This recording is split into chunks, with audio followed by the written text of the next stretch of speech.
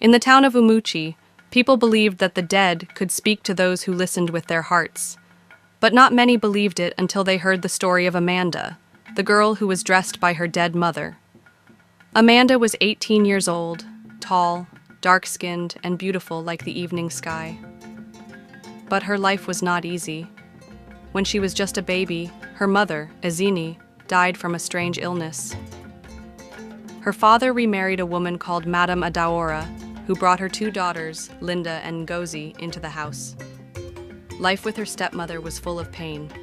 Amanda cooked, cleaned, washed, and fetched water from the stream every day. Her stepsisters wore fine lace, painted their nails, and mocked her when she passed. "You will never be like us," Linda would say. "You are just a servant," Ngozi added. Amanda never replied. She only held tight to a small wooden box that her real mother left behind before she died. It had her name carved on it, and it glowed softly at night. She was never allowed to open it. It had no key, but she kept it close, under her bed, like a secret. One sunny morning, a town crier walked through the village square, beating his drum. "Attention! Attention! Prince Obina is ready to marry. Every girl is invited to the palace festival next week. Come dressed in your best. The prince will choose his bride." All the girls screamed with joy. Linda and Ngozi jumped in the air. "We are going to be queens!" they shouted. Amanda's heart beat fast. Could she also go? Could she wear something nice just once? But when she asked Madame Adaora, her stepmother laughed cruelly. "You? Go to the palace? With what dress? You have nothing. Stay home and wash plates." The night before the festival, Amanda found her only dress, ironed it carefully, and kept it under her pillow. But when she woke up the next morning, the dress was gone. She ran to the backyard and saw it burning in the fire. Linda stood nearby, holding a match. "You are not going anywhere," she said. "Go and cry to your dead mother." Amanda ran to her room and picked up the glowing wooden box. She sat on her bed and cried. As her tears touched the box, a soft wind blew through the window. The light from the box grew brighter, and the lock clicked open by itself. Amanda stared. Inside the box was a note that said, "My daughter, when the world turns against you, call me. I will come.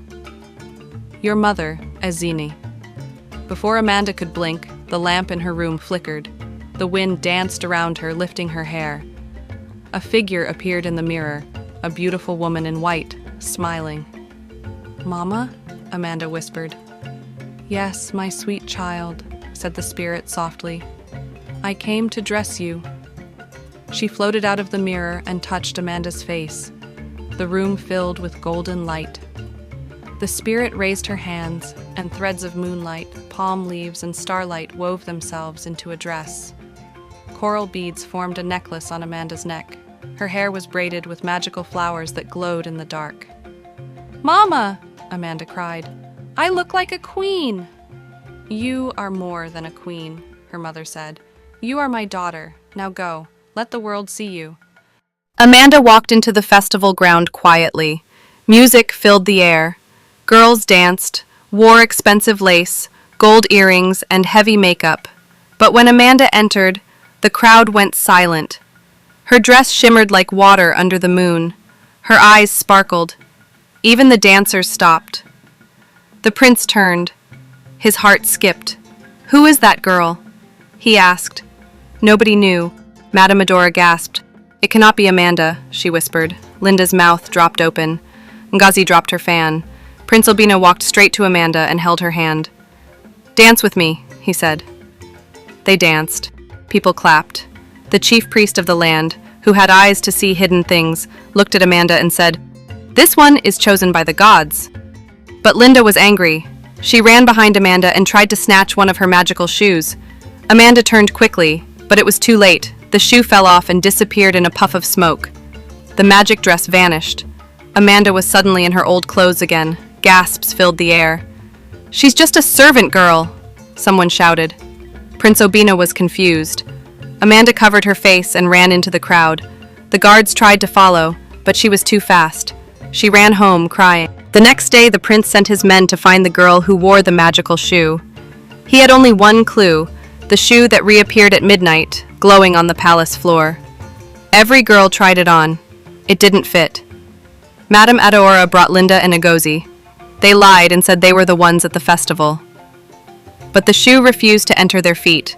When the guards came to Amanda's house, she hid in the back. But as the prince turned to leave, the box in Amanda's room flew open, and the shoe flew out through the window, straight into her hands. The prince turned. "It's you," he said softly. Amanda bowed her head. "I didn't mean to lie," she said. "My mother, she helped me." The chief priest appeared again. "Her mother was Ezine," he said. "The girl was dressed by the dead. That is not shame, it is power." The villagers began to clap. Prince Obina took Amanda's hand. "You are the one," he said. "Not because of your dress, but because of your heart. I want a wife who has suffered yet stayed strong." Madame Adaora was dragged away by the village elders. Her wickedness had ended. Amanda's real father, who had been away in another country, returned that same week. He wept when he saw his daughter, now standing beside a prince. "I'm sorry," he said. "I should have protected you." Amanda forgave him. The wedding was held a month later. The whole village came. Amanda wore another magical dress, this time made by living tailors. But in her heart, she knew her mother was smiling from the spirit world. She placed the glowing box beside her bed that night, just as always. And once in a while, when the wind blew softly, Amanda would hear her mother's voice. "You are strong, my daughter. You are a queen. Never forget who dressed you." The story, Dressed by the Dead, teaches us that true beauty and strength come from within, not from what we wear or how others see us. Amanda was treated badly by her stepmother and sisters, but she remained humble, kind, and hard-working. Her good heart attracted the love of the prince and the blessing of her late mother. The story shows that even when the world turns against you, the love and guidance of those who truly care, even from the spirit world, can lift you up. It also teaches that wickedness and jealousy do not last. Madame Adaora and her daughters tried to stop Amanda with lies and cruelty, but the truth always wins in the end. Most importantly, it reminds children to believe in themselves, to be patient in hard times, and to always carry the love of their family in their hearts, no matter where they are. Thank you so much for listening to today's enchanting story. If you enjoyed it, please like, share, and subscribe for more magical tales that spark your imagination. Every story is a door to a new adventure, and I'm so glad you walked through it with me today. Stay curious, stay kind, and keep dreaming big. Until next time, keep the magic alive in your heart. I'll see you again soon for another wonderful story. Bye for now.